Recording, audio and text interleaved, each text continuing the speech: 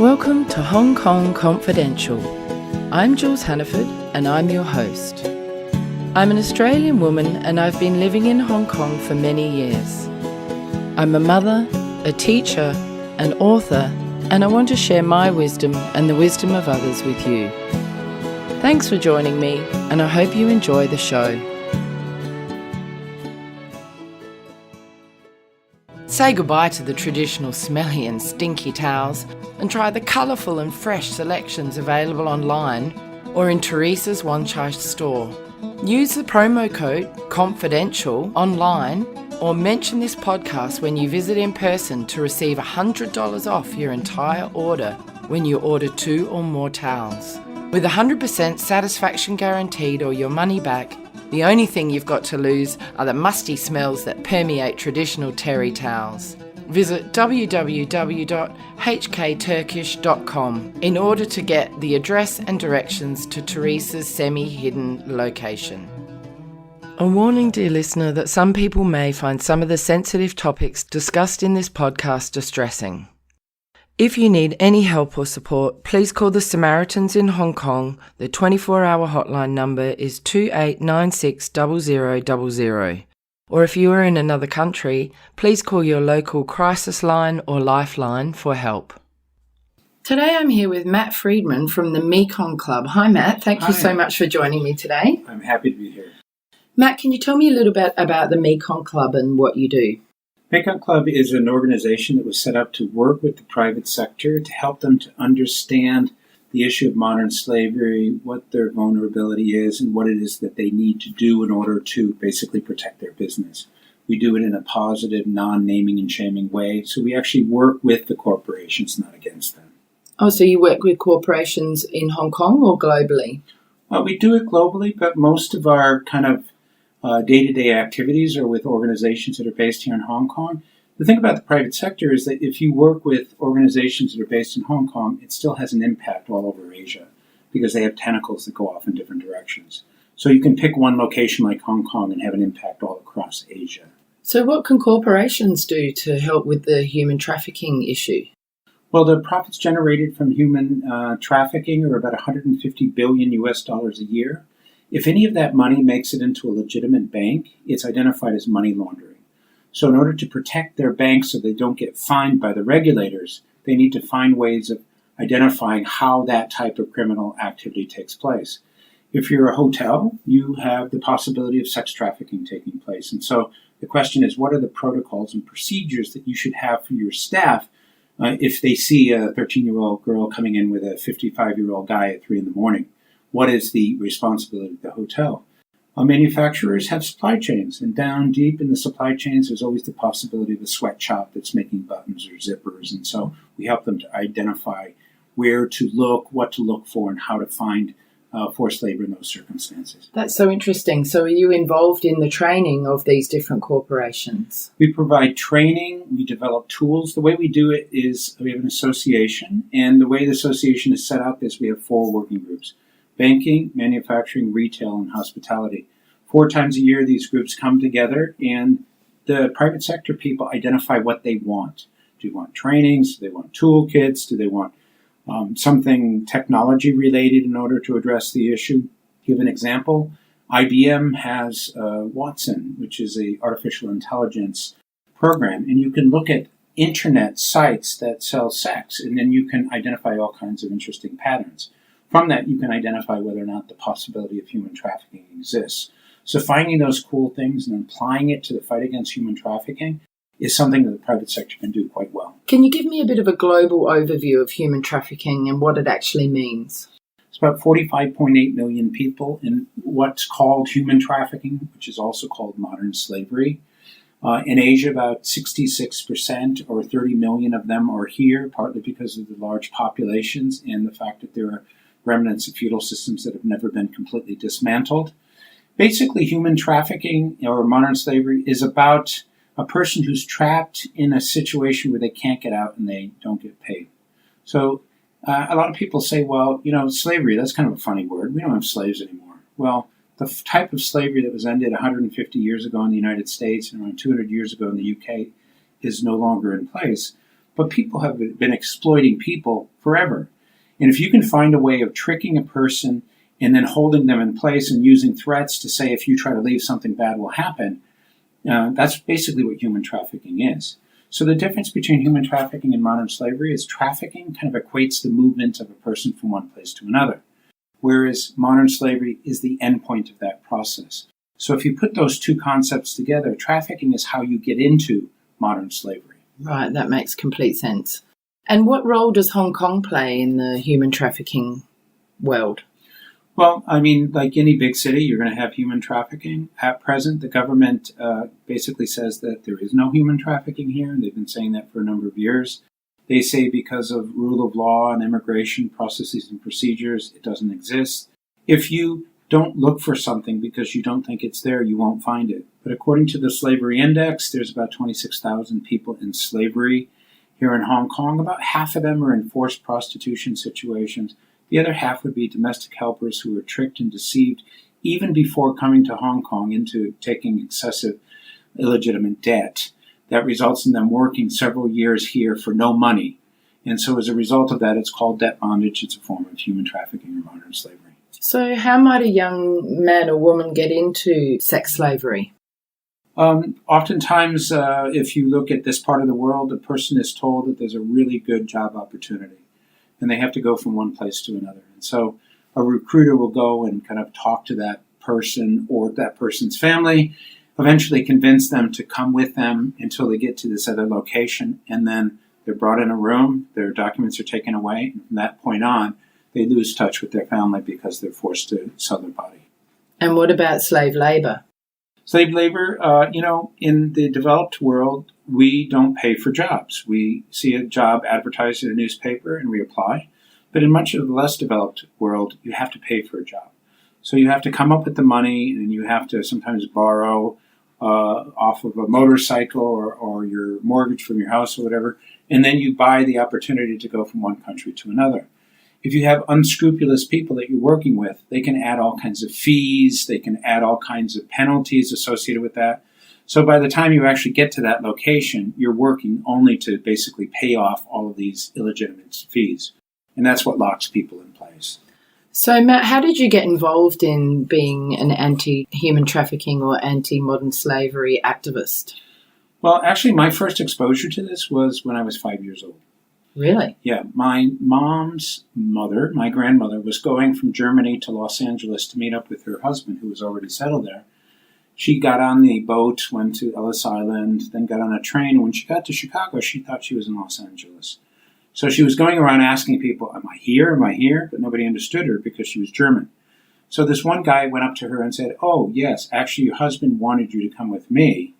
And he was speaking in German, and he actually ran a brothel. He was about to take my grandmother away. She was about 23 years old then. Another German couple saw what was happening, intervened, got her back on the train, and they became the godparents for my older sister. So even from the age of 5, I was exposed to this idea that there are people who trick and deceive and steal people away. And then later on, when I was working in Nepal, I was a public health officer there. I had the HIV/AIDS portfolio, and my job was basically to work with people who had the disease. And in Nepal, which is a very conservative culture, we were finding girls that were 12, 13 years old who were HIV positive. We couldn't understand what was going on. When we interviewed them, we came to realize that many of them were tricked and deceived into going down to India, gang raped, and eventually they got the disease, and the lucky ones came back. Many of them didn't. And so as I was listening to this story, I was just getting more and more upset. Because at that time, we didn't have a name for what we called human trafficking. Nobody paid any attention with women in prostitution. They were just bad girls. They were criminals. Nobody ever talked to them. It's because of AIDS that we had these conversations. So finally, I was invited by the Indian government to go to the brothels where these girls often end up. I had a police officer and went into one of the brothels, and there was an 11-year-old trafficking victim. This girl saw an opportunity, literally ran up and wrapped herself around me and said, save me, they're doing terrible things to me. Looked down at this child who was hysterically crying, wearing a dress 10 sizes too big, turned to the police officer and said, let's get her out of here. I said, we can't do that. I said, how come? He says, well, if we try to leave, they'll kill us. To make a long story short, we left, we came back, but she was gone. And it was a devastating moment for me. All I could see was that little child's crying face in front of me. And I had nightmares. I couldn't sleep. And finally, it got to a point where I did what a lot of activists eventually do. You just kind of surrender to the fact that now that I know this, I can't turn my back on it. And that's kind of how I get into it. And how successful are you in rescuing young men or women out of forced labour or sex slavery? That's a relative question. Just to put it into perspective, out of the 45.8 million people globally, the world helped about 66,000 last year, which is about 0.2% of the victims. So with all the NGOs and the governments and the UN combined, we're not even hitting 1%. When I was in South Asia, in Bangladesh and India and Nepal, we did raids and rescues, and we would help 10 girls or 20 girls or 50 girls or whatever.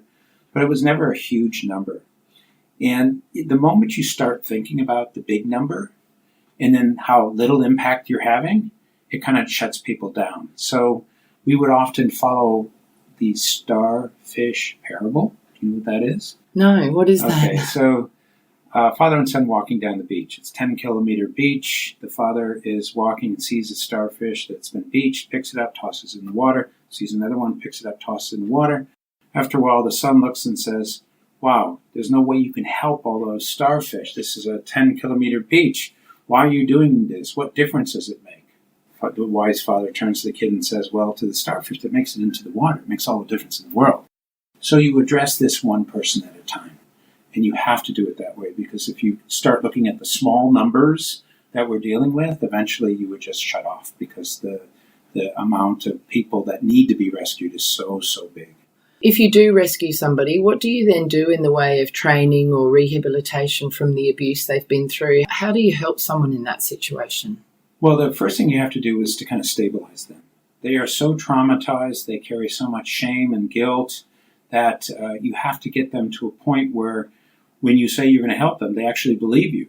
Many of them don't believe that there are these do-gooders out there that are going to help them out. They're like, yeah, right, like all the people that got me to where, that I trusted that got me into the situation in the first place. So you have to kind of let them calm down. You have to give them love and compassion, and you have to allow their triggers to be sorted out. And only after you've done that can you begin to piece together what happens next with them. The ideal situation is to find a profession that will allow them to actually make money. Now, for years, what would happen is the NGOs would have sewing machines, and they would teach them to sew. Problem is that in any community, you have a tailor who's been doing that for 25 years, and so it's not very lucrative to compete against these people because the quality isn't nearly as good. So, the types of things that we're seeing now, in the Philippines, they actually have girls that have taken out of brothels that are trained to do technical work. Like they'll do photoshopping for houses that are going up for sale in Australia and the UK and the United States that they want to have cleaned up to make look better. Oh, what a great idea. They don't have to have any kind of technical reading skills to be able to do that. They just need to know what the icons are and so forth. Or working to do telemarketing. A lot of them, because they were forced to market themselves, are pretty good salespeople. If they didn't market themselves, something bad would happen to them. And so having them sell soap on the telephone is a way of doing it. So you're kind of moving with the times and technology and doing things where they can earn enough money that they're okay moving out of that environment where they were, at least, even though they were enslaved, they were making money that they were sending back to their families and stuff. Is that right? Well, okay, so there are a certain percentage of people that send a family person away, but because they get trafficked, the money doesn't come back. And so, the family doesn't know what happens to them. And years later, they come home and the family's really upset with them for basically not sending any money home. A person who's really been tricked into this, like there was a case in Bangladesh where there was a girl who was walking to school. And she was one of the few that was abducted by a van pulling up and just pulling her in. And then they took her to Calcutta, and she was in the brothels for only 2 weeks. We managed to get her out pretty quickly, but she had been used a few times. Brought her to the shelter, we stabilized her. Somehow her family back in the village found out about this. So I was with this girl and an NGO worker and myself to drive her back. And when we got there, you saw the father, the mother, and all the siblings that are there desperately wanting to go and kind of hug their daughter and their sibling, but the father wouldn't let him do it. Father wouldn't let him do it because he said, you shamed us. And she kept saying, well, I didn't do anything wrong. I was just walking down the road. He said, well, it doesn't matter. You still brought shame to us. That poor girl, we brought her back to Dhaka. We put her in a shelter. And I'm convinced that she died of a broken heart. She just kind of wandered away one day. We never saw her again. And so you can imagine that there are these systems and procedures that are in place in cultures that prevent compassionate responses from taking place. The other thing is that in that part of the world, if somebody gets tricked and deceived and nobody knows about it, they lie about it. So the big problem that we have on prevention is that we're going to all these people and saying, don't go from Myanmar to Thailand, you're going to get trafficked. And then these people say, well, look at all these guys over here. They were, going over to Thailand. We know that every one of them had been trafficked. Did you guys have a problem? No, not me. I had a wonderful time, made all kinds of money. They don't want to lose face. Right. Face is such an important part of their dignity. And so as a result of that, many of them basically will not say what their experience is. So does that mean your statistics may even be higher than what you even understand about the number of people who are being trafficked? Well, if you stop and look at how easy it is for a person to get into it, and let's compare it to slavery of 150 years ago. Back then, you had to go on a boat, go to the village, put them on the boat, bring them across the ocean. You had to sell them and do all kinds of things. Very time-consuming. If you're, say, in Bangladesh, and you're a tuk-tuk or rickshawwala, and you make $1 a day U.S., and all of a sudden you need $10 US for medicine, okay, and you borrow it, the next day you're still making $1 and you need that to live on. So how are you ever going to pay the $10 back? So the traffickers come and say, well, I need a family member for a year to go away. The guy says, well, it's only $10. And the trafficker says, well, then give me my $10 back. If you can't, then it's going to be a year or 2 years or as long as I want. So it's easy to get people into these situations. And as a result of it, there are so many more of these people in these situations than we actually know. So you're right. The number could be much, much higher. That's sad. I think for people in the community who have an awareness of human trafficking, we assume it's young girls or women, but are boys and men involved? Are they victims of trafficking as well? The statistics are about 55% women and girls, 45% men and boys. But when it comes to the men, most of them are in forced labor circumstances. But you have a certain number of women that are in forced labor as well. So, yes, it's both women and men. But the thing is that most of the emphasis on addressing modern slavery for the first 20 years that this has been a sector has been on women and girls because of the moral repugnance of kind of a commercial rape situation. A lot of people, their heart goes out for that kind of a situation. The same thing could happen to boys, but for some reason it just doesn't seem as bad to a lot of people. And so it's always going to be the program that has the picture of the 9-year-old girl that gets the money as opposed to where showing adults or men or, even boys in those photos. Domestic helpers in Hong Kong part of the trafficking trade? They are. There's been a couple of really good reports that have been done by Justice Center, Amnesty International, and others. And the situation related to this is prior to coming to Hong Kong, an Indonesian family is told that they could get a large sum of money. But they don't understand anything about interest or interest payments or contracts. And so the traffickers will say, oh, take the money. You can just pay it back. It'll just take a short period of time. You can pay it back in a couple of months. They sign an agreement. They send the girl. And then before you know it, she has all these interest fees and so forth. And so she actually has to give most of what she makes over to these money lender type people. And as a result of it, so her family maybe put up money in order for her to go there so they don't have any money coming in and no money coming back to them. So not only does she suffer, but the entire family back in Indonesia suffers as well. So she's really trapped by her debt. And sorry, what did you call that before? Debt bondage. Debt bondage, right. Yeah. Okay, that's clear. Thank you. So can you share a personal story about somebody that you have been involved in that has successfully come out of human trafficking and is living a happy life? Yeah, I mean, there's lots of examples of kind of girls that if they didn't get HIV/AIDS, because if you're in South Asia and you get AIDS, you can live for a certain period of time, but eventually you're just going to die from that disease, who are able to kind of reintegrate back into a lifestyle. Now, there's a difference between South Asia and Southeast Asia. South Asia, because of the kind of shame associated with this, whether you're a Hindu or a Muslim or a Buddhist, you would rather do just about anything else than be in prostitution because there's really very little acceptance of a person who enters in there. and then that person going home. And so if they can't go home, then they have to find some other type of profession. Many of them have no skills, and so many of them languish in very terrible circumstances. If you can take those people and then you can find a way of kind of linking them up to a vocational training program or getting some of them in school. I've known girls who have been in slavery situations that went on to get PhDs. I've known girls that have gone on to get law degrees. I've known girls that have gone on to become scientists. You got to remember that the base person that you're dealing with, whether it's a village person or not, has a good brain.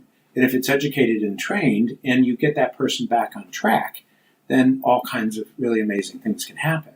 Now, a lot of people are surprised when I say that, but it just demonstrates the fact that we all basically have the ingredients to go on and do good things. We just have to be able to tap into an environment or a situation that allows that person to fulfill that potential that exists within them.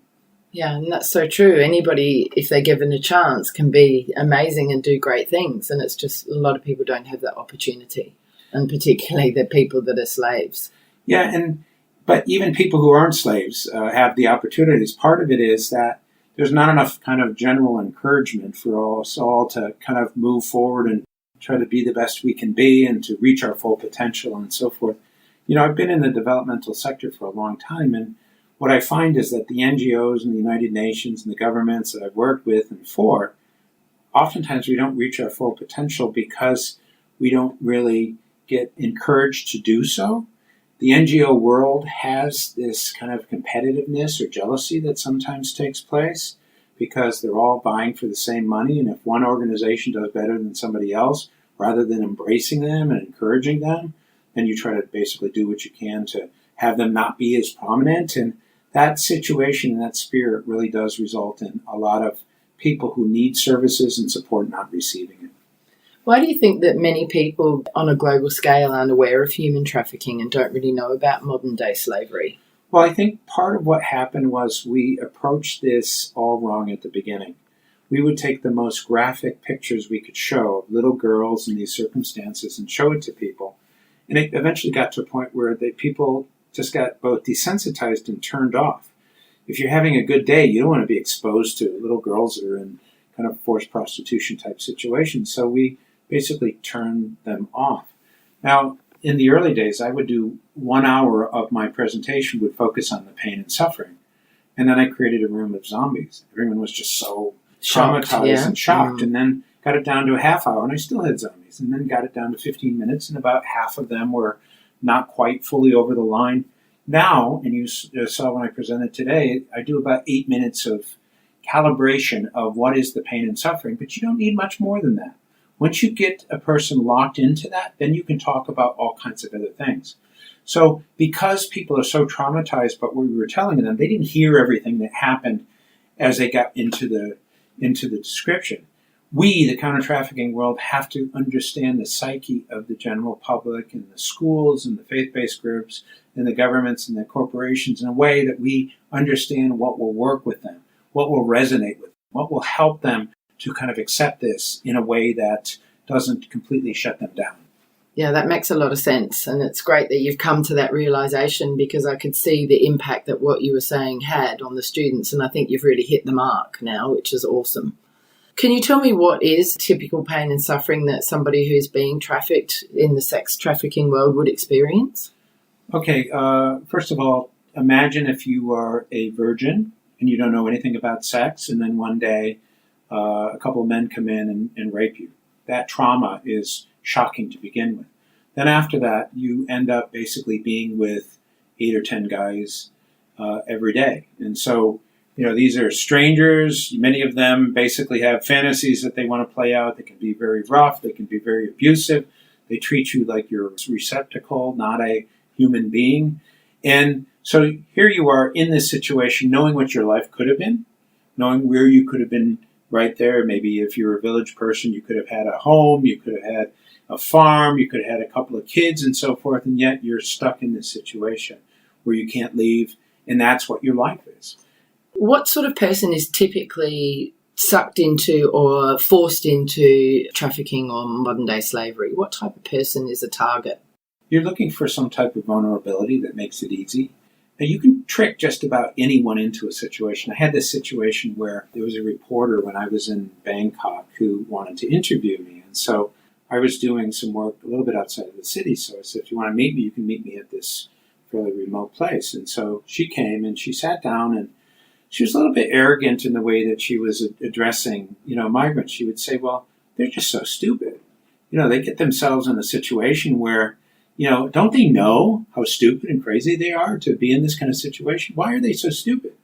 And so finally, it just bothered me enough for me to turn to this woman and say, well, I got you to come here out to this remote place.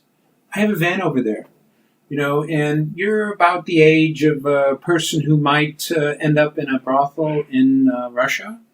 She started to squirm a little bit in her chair. And I made that point with her because I wanted to basically say that you trusted me. Why did you trust me?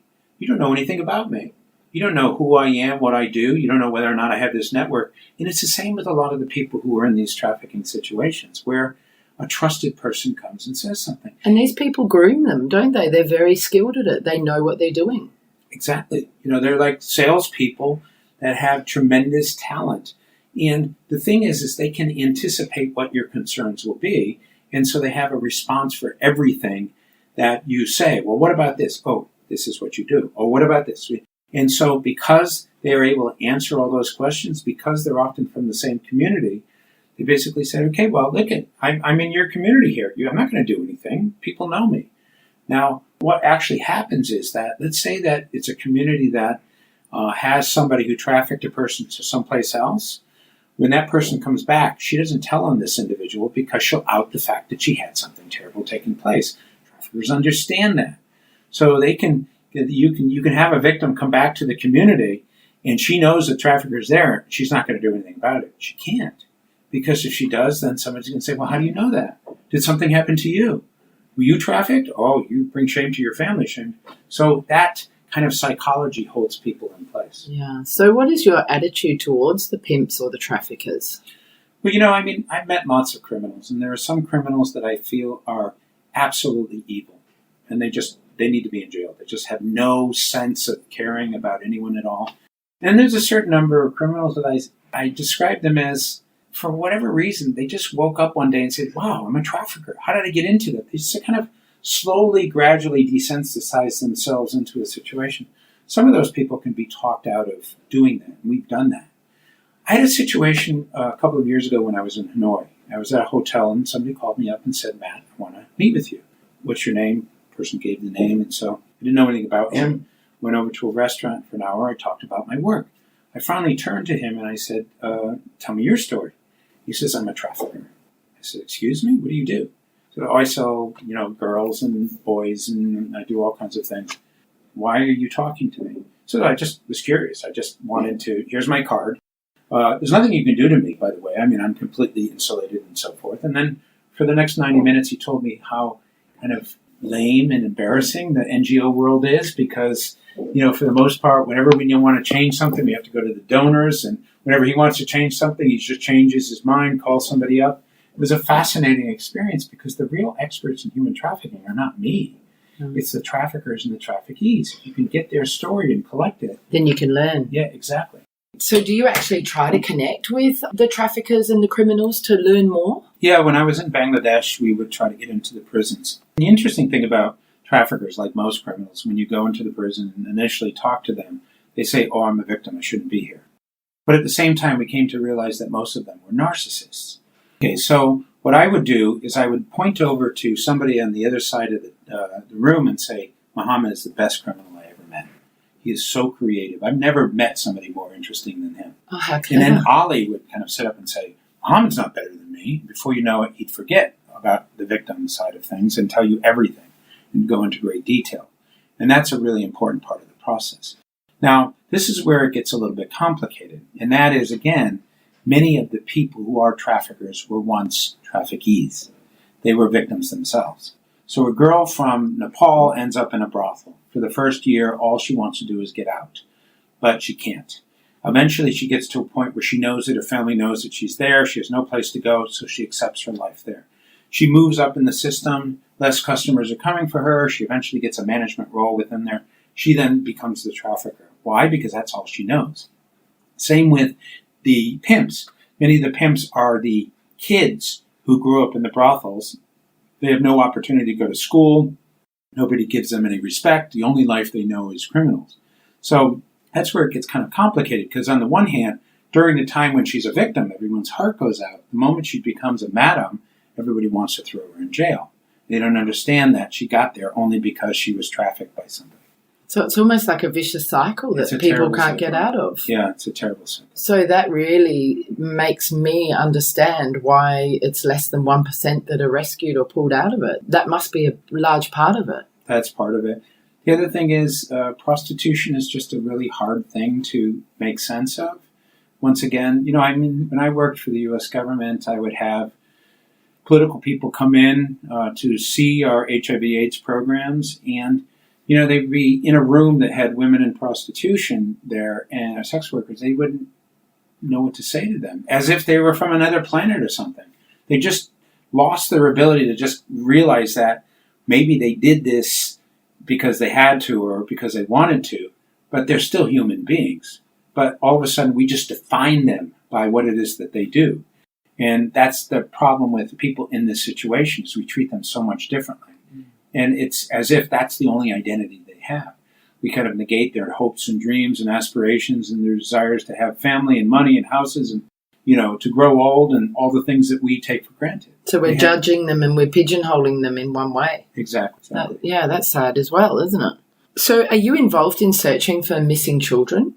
I used to do that. I don't do it so much now. But what's interesting is I'm now working with people in the technology world that are kind of scouring these backpage Craigslist websites that have pictures of women and girls, and sometimes men and boys, who are selling themselves, and you can do facial recognition. So what you can do is, let's say a 14-year-old girl runs away and you have her photograph. They can use this technology to look at millions and millions and millions of bits of information and thousands of websites. And in the United States, we're starting to get hits. And so you have the girl, and then you know that now she's in Kansas City. You know where she is because there's a phone number, and then you can kind of call the police there and get involved in that. That's when it's getting really interesting and cool, because what you're able to do is to kind of use technology in a way that really helps to add value to addressing the problem. So that's probably helps a lot in building the numbers up of the people that are rescued. Yeah, I think easier to find them, yeah? Yeah, I think ultimately that type of technology, once we start applying it to all different types of elements of this work, is going to make a real difference. Now, the banks are interested in it because they have huge amounts of data that have transactions. If you can figure out certain transactions that are slavery-like, and then you put a filter in, then as the money goes back and forth, you can have cases go off to compliance officers, and then they can go and identify whether or not something bad is taking place. So then banks might notify the authorities might come in and follow somebody or track them or just start investigating them. Now, part of the problem is that the banks and law enforcement, there are certain privacy laws that allow them that they can't exchange information. But in the interest of addressing these types of crimes, I think legislation will eventually change to allow for there to be more of an exchange of information between these groups. Which country do you think has the best sort of government protocols for abolishing or preventing human trafficking? Well, it's like anything else. If you have really good people, I had offices in China, Vietnam, Laos, Cambodia, Thailand, and Myanmar. The governments that I enjoyed working with the best were Myanmar, which a lot of people are surprised of because at that time they had a junta. But within the government offices, you have 9-to-5ers, people who, they care about their country. There's not a lot of development money because of the sanctions, and so they did what they could to help address the issue. I had good experiences with China, too, mainland China. It was very difficult in Thailand. There was so much money that was being generated from the sex industry that getting that country to do something, it was very difficult. And secondly, Thailand also has a real emphasis on face. They may know these things are happening, but they don't want somebody coming and saying anything about it.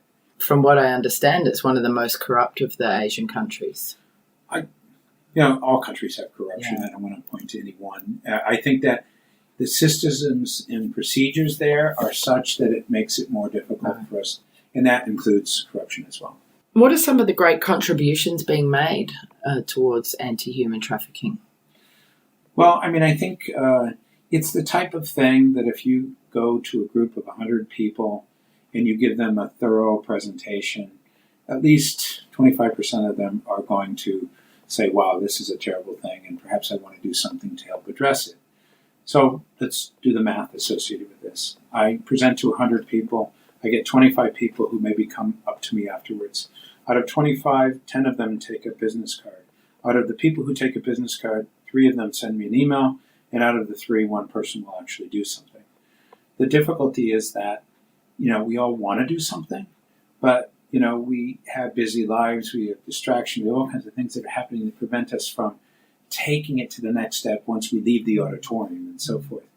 The people who kind of step up and have influence in their various sectors can be extremely helpful. Like there are actors and actresses, for example, that use their celebrity in order to get points across related to this. You have government officials who are high enough in the food chain that say, okay, I really want to make a difference related to this. You have business people within banks or manufacturers or whatever that say, okay, well, we're going to use the power of our company to do good and so forth.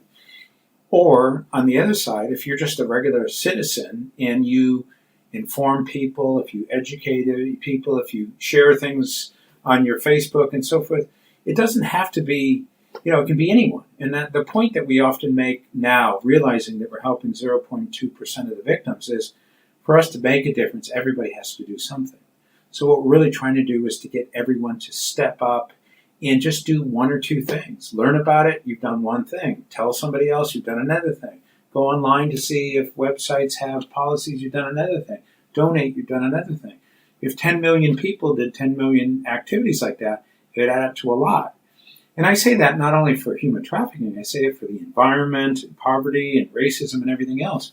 We, the world, have to take some responsibility for the fact that the problems that exist aren't going to be fixed by a handful of NGO people. We all have to accept the fact that we are part of this world and we have to do our part. And do you think the media and social media can have a huge impact on that and motivating and galvanizing people to get involved? I do, because if you use, for example, the Indian rape case that took place a couple of years ago where a medical student was on a bus, it was social media that basically woke the entire country up. When they had that 5-year-old little boy that washed up on the shore and social media got that picture out, it changed the discourse and discussion related to the migrant issue. It was such a powerful visual. So used in the right way, it can really have an extreme positive impact. So, Matt, sometimes we all have experiences that make us look at things a little bit differently. Have you had any experiences that have made you view what you do in a different way? Yeah, there's been quite a few of them, but the one that I often talk about is something that happened to me when I was living and working in Nepal. At that time, I was hearing more and more about these issues and hearing about how women and girls were being tricked into prostitution. I desperately wanted to do something to help. So I decided I was going to write a book. As part of the book project, I would go from shelter to shelter, interviewing the women and the girls. I went to one shelter, and there was a girl named Geeta. And every time I approached her for an interview, she would say, no, I don't want to do it. Obviously, something really bad happened to her. But as I interviewed everyone else, she sat and listened. So as I was leaving that particular location, she comes running up and says, okay, well, you can have my story. I said, great, I was thrilled. So she sat on one side of the table, the rest of us were on the other side of the table. And over a 3-hour period, she told the worst story I'd ever heard of rape and torture and betrayal, everything I had heard times 10. I honestly didn't know what to say to her. I was shocked. Finally, I turned to her and I said, wow, you must be so angry at the traffickers for the terrible things they did to you. She paused and said, no, I'm angry at you and you and you. She pointed at us. She kept saying, where were you? She said that she went to school till she was 12 years old. She knew that everything around her was illegal and wrong. Nobody was doing anything. She said that every single morning she woke up praying for somebody to come and help her. Nobody came. She said she wasn't angry at the traffickers. They're just bad people being bad people. She said she was angry at the good people, at society for not caring enough to get up and do something about this. She kept asking me, Matt, why are you here? Why aren't you down there helping those girls? Why is nobody helping them? So that every single day people wake up saying, where is everybody? Now I tell that story because she pretty much called us all out. The NGO people that do this, the 15,000 of us, we're only reaching 0.2% of the victims. The only way we're going to make a difference is if everybody steps up, takes a piece of this, even if it's just one or two things that they do a year. If everyone did that, that would add up to something quite big. And that's really going to be the solution to addressing this particular issue. So if everyone does one thing a year towards stopping or educating or creating awareness of human trafficking or donating, volunteering or reporting, it's going to make a big difference. Yeah, it would make a difference, because then people would be kind of engaging and accepting some responsibility and so forth. There's one other story that I'll just tell you, and it's a dignity story. So when I was in Myanmar working there, I heard there was a girl who was visiting one of the HIV/AIDS locations, and at one of the interviews, she talked about how she was abducted and she was taken away and put into a brothel. And she was used there for a couple of years, probably 15, 16, 18 guys a day, until she eventually got AIDS. She went home, and the family basically said, we don't want you to go away. So this girl realized that she had no place to go. Well, the way the story goes is this girl, realizing that she had nothing, went into a field and just sat down, decided she was going to die there. She wasn't going to eat anymore, she wasn't going to drink anymore, she was just going to stay there. People tried to talk her away. Nobody could convince her to do anything. But as she sat there, she had a picture of herself, like 3 or 4 years earlier. And so, they were asking, what are you doing? This girl was mourning herself, the girl that she was. Mourning the fact that that girl is dead. She didn't care about what she had now. She was sitting there looking at herself and saying, I feel bad for that girl who was lost there. That's very sad and really moving. Yeah, at the same time, she eventually died of dehydration. She died in the field. Nobody did anything to kind of help her because she had AIDS and so forth. And, it's just, I just imagine, like 4 a.m, she's by herself sitting in the field, slowly dying, thinking about the fact that, she has this picture in her hand. Where's the humanity when the world allows a child to be in a situation where something like that happens? There are certain things that just hit you almost as if somebody hit you with a bat. That story has always been one of those stories. Yeah. That's so sad. You're listening to Hong Kong Confidential. I'm Jules Hannaford, and I'm talking to Matt Friedman from the Mekong Club. He's talking to us about human trafficking and modern-day slavery. Matt's now going to tell us how we can become more responsible tourists when we travel. We see in Asia that sexploitation is a big issue. How can we become responsible tourists when we're travelling in Asia? I went to a hotel in Cambodia. And at that hotel, there were all these signs that said, we are a commercial sexual exploitation free hotel. And I was happy to see that. But then I went to get my key at 11 o'clock, and then the person behind the desk said, do you want a boy or a girl? And I said to him, okay, do you see all those signs? He says, yeah, what about them? Can you read them? Oh, no, it's in English. I read Khmer. And so, there's a lot of superficial things that are out there. Or when you're going from the Cambodian airport to the city, you see a big billboard, stop human trafficking. It's in English.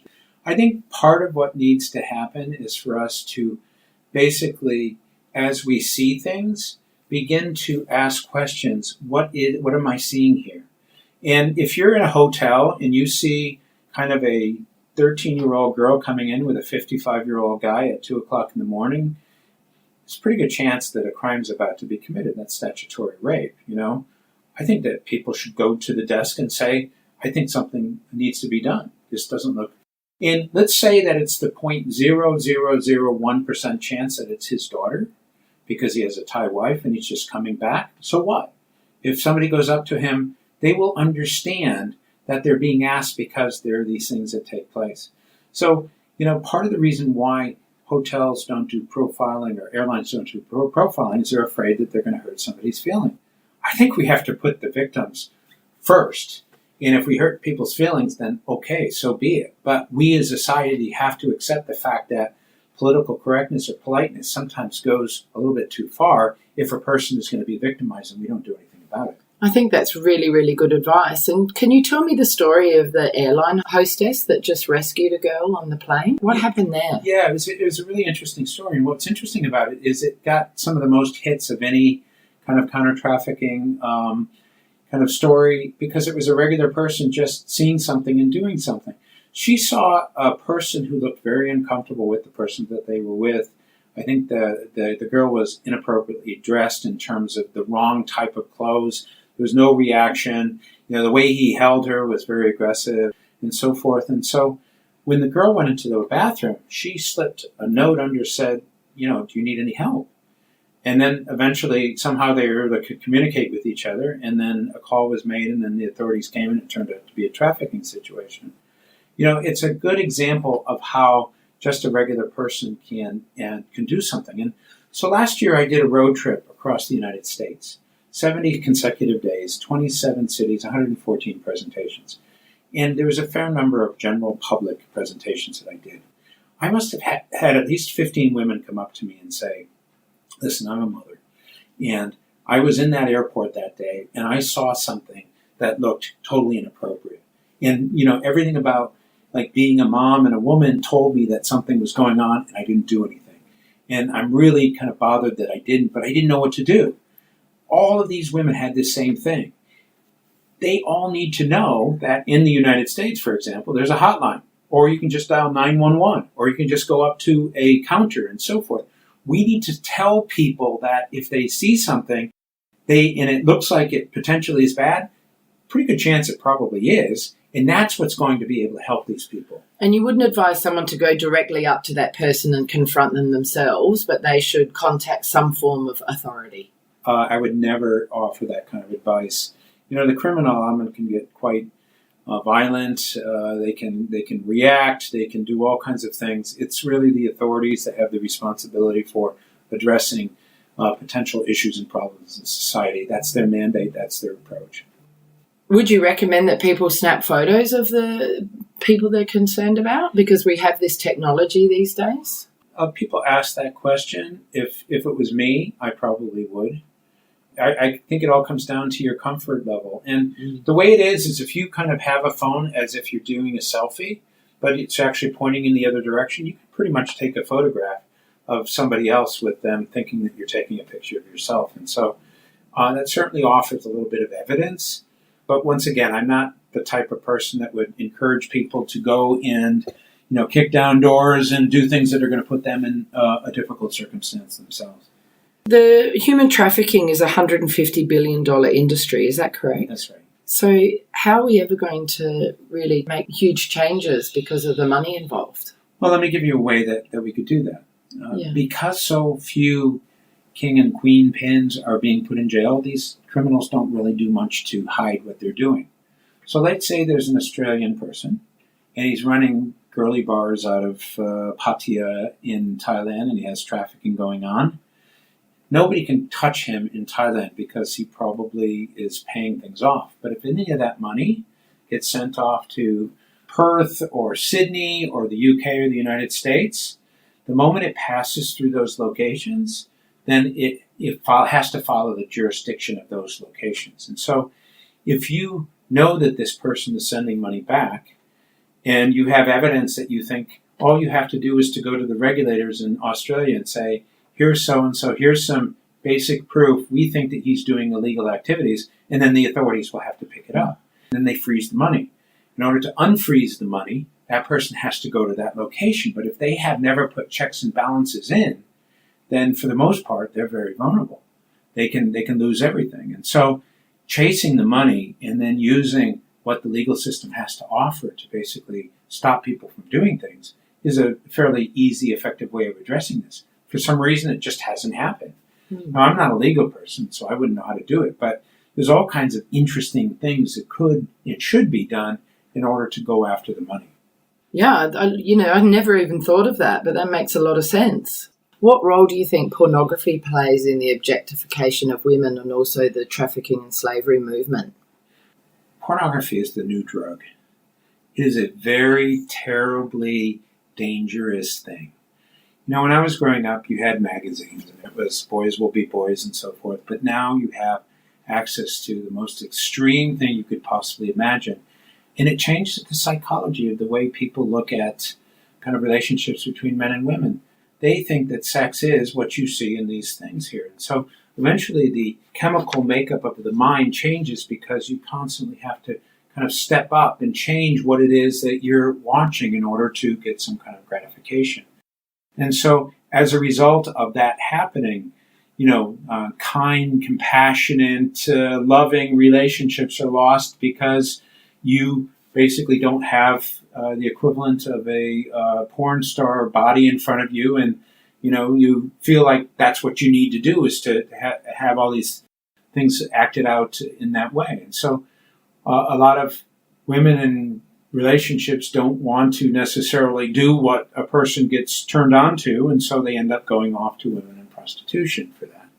And it often leads to not only them kind of getting even deeper and deeper into it, but it often becomes very violent for the women because there's a lot of kind of aggressive behavior that's built into these types of things. And so I see pornography as a major, major public health issue that unless we stop and try to find a way of addressing it, is going to change the relationships. There's a lot of people who don't date because they don't have the kind of hormonal buildup that it gets them out there because they just simply relieve themselves and they just have these fantasies that they develop and so forth. It's very dangerous. So it's so addictive, it's so accessible, and it's just so extreme that it's really changing the landscape of relationship, sex, and then it's meaning that more and more people are looking outside of their relationships to get what they see in pornography because they can't be fulfilled. Well, I had my kids once. We were looking to get some visuals for a project. I think my son was 7 years old, and we did a search for Bambi. I had all the filters out, and I got a couple of Bambis that weren't Bambi. Right. And my son didn't understand what it was, and and then there are different times when we hear about kids in schools sharing this information and talking about it, and I think it has to be something that, based on the research and the information that we have, is talked about. Schools need to be talking about this. That's what I was just going to ask you. How can we change the landscape of the use of pornography? It's through education. Yeah, I do talks on that periodically. Oogling is another thing because pornography leads to oogling because you become so sensitized to kind of the physical form that you're always looking and you'll target certain things about a woman. So do you mean in everyday life, not on the internet? So ogling women and perving, as we would call it in Australia. It's just your mind is changed in a way that you're looking for visual signals. And you don't even realize that you're necessarily doing it. But, ask anyone who's a young woman on a train, if she's had men oogle her, and it's kind of a daily thing. Well, we look at this Me Too campaign, which is happening right at the moment on the back of the sexual exploitation that's going on in Hollywood. And, women all over the world are coming forward and saying they've had some sort of sexual harassment or sexual abuse. And the numbers are staggering. Yeah. When you talk about 1 in 5 women basically being a rape victim or an attempted rape, then you're talking about something that we need to be talking about quite seriously. And the reason for that is the devastating impact of that type of violation can stick with a person for their entire life. I'm a person who's trained in psychology, and I would do counseling, and oftentimes the people who had the most difficulty in life, eventually you get down to a point where you hear that one story or those 2 stories of the fact that there was an uncle or somebody who did these things, and it's often the genesis of a lot of dysfunctionality that happens later on in life. And not addressing those things can completely derail what should be a regular, normal, happy life. I'm hoping that we as a society are starting to have more conversations about this. It's starting to be in the media and social media, and hopefully we can see some change in our lifetime and things will be better for our children, hopefully. Yeah, I mean, it's one of those things that because it is related to sexuality, it's difficult. I mean, I remember when I was going to be taught sexuality, it was in the fifth grade, and our fathers were brought in and they separated the boys and the girls, and you had this kind of talk and so forth. But if those things are still happening, and I assume they are, then pornography and objectification of women and men, I mean, it happens both ways as well, needs to be included in those things because it's really actually quite dangerous. Yeah, so true. So how can we, as a member of the community, stand up and take action against modern slavery and human trafficking? What can we do? You've mentioned a couple of things. What else can we do? Well, just something that we're hoping to have finished by January is an app. Okay, and the way the app works is you simply download it for free. Your name goes on a database, and then there are these drop-down menus that basically give you things that you can do. But for each of the things, there is a weighting or a score. If you go and see an event like a movie, you get 2 points. If you set one up, you get 5 points. And the idea is to give care points or hero points to people to incentivize them to have a general sense of what is their contribution worth. Now, we went to a school here in Hong Kong where we said, do stuff, and here's a list. Went to a school where we said, here are points you can get. The one that didn't get off the points didn't do anything, and the other ones did. So this idea that there's value associated with it doesn't have any monetary value. It's just comparing yourself to somebody else. And if you have it be that if you get 50 points, then you will say that's sufficient enough to get a person out of trafficking because then you can make some assumptions and the algorithm adds up to something, then a person feels like incentivized to want to go for 50. So we're going to launch this thing with the hope and expectation of making it easy. Because oftentimes I do presentations, and I know the people in that room want to do something. And they desperately want to. But you have to make it so easy for them that, they don't have to go and look something up. It's right on their phone, which they use on a regular basis. It's right there. They can see how they compare to other people. They can encourage other people to join. They can pass this information along, and they can feel good about being a part of this process. What's the app called, Matt? It's not done yet. Oh, right. The difficulty is that when you do development work, you often get pro bono support. So if we had the money to pay for it, it would happen much quicker. But we have some very dedicated people. By January of 2018, we'll have this thing ready, and we're going to test it in the schools. Great. Yeah, that's fantastic. What a great idea. Yeah. If people want to get in touch with you to get involved, to help out, to donate money, how can they do that? My website has a info, themekongclub.org. My email is mattfriedman@themekongclub.org. They can just contact me directly. I'm happy to answer their questions and give them suggestions and so forth. If you're a person who recognizes the importance of getting the world involved, then we have to be made available to people who want to do that. And so, I get a lot of emails every day, 130 a day. Do you? Yeah. God, that's great. From all different types of people. It's time consuming, but out of that pool of people, there's always going to be a certain number of them that really want to make a difference. For whatever reason, this is their issue. And as I've said to you, for some people, this isn't their issue. They're more interested in cats and dogs and trees and turtles and the environment, and that's fine. But we all have an issue. We just have to figure out what that issue is. So we need to expose ourselves to a lot of the rotten stuff that takes place or some of the potentially good stuff that takes place as well, and then figure out where is the line in the sand for me for which I'm going to say this is what I'm going to do. So for our listener out there, where is your line and what are you going to do? And what difference in the world are you going to make? Because if we make a difference in the world, then that makes us truly global citizens. Amen. Thank you, Matt, for joining me today. It's really great to talk to you. Yes. So that brings us to the end of another Hong Kong Confidential podcast. I'm Jules Hannaford. Thanks for joining me, and I hope you'll be with me again next week. If you enjoyed today's podcast, please can you go to iTunes to rate and review it. I would really appreciate your feedback. You can email me at jules@hongkongconfidential.net, and you can find me on Facebook and Instagram at Hong Kong Confidential. If you'd like to hit me up on Twitter, it's @Jules Hannaford. I would love to hear from you.